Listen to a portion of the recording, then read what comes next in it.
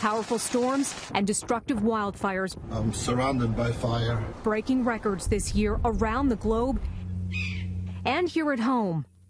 And 2018 wrapping up with alarms sounding at full volume about the need to take real action on climate change before it's too late to reduce the risk of extreme disasters.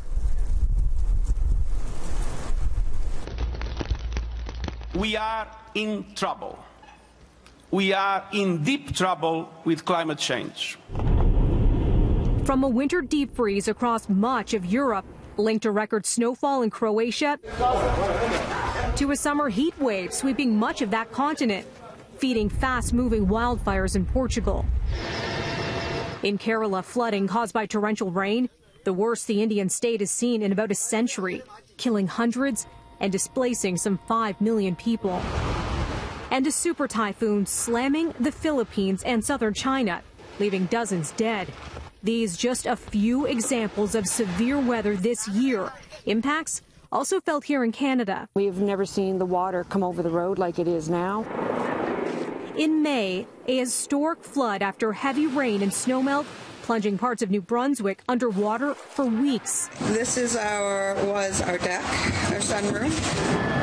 From water to fire, in British Columbia, the 2018 wildfire season, now the worst in the province's recorded history.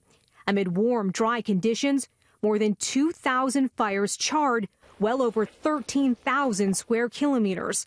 And a busy fire season outside of BC, too. For example, Ontario alone reporting 1,325 fires, hundreds more than last year and the 10-year average. Now to the U.S.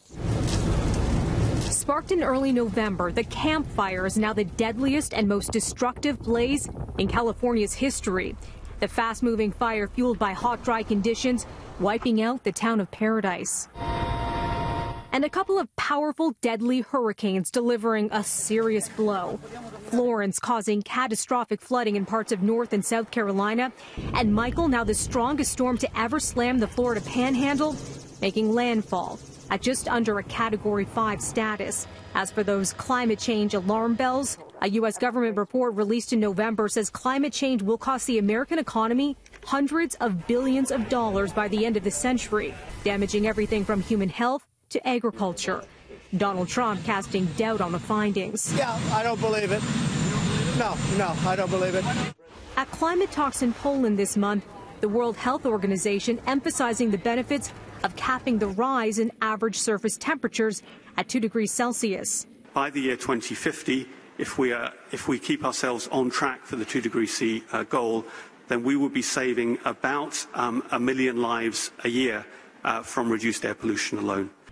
The talk said to be the most important United Nations conference since the Paris 2015 climate change agreement, adopted by more than 190 countries, an accord Trump has pulled the U.S. out of.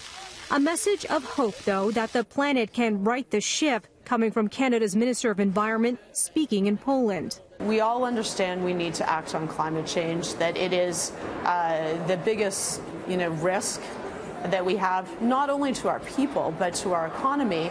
And we know what the problem is. Too much pollution, we know what the solutions are, and if we're going to be ambitious, we need to have robust rules. And we can do this.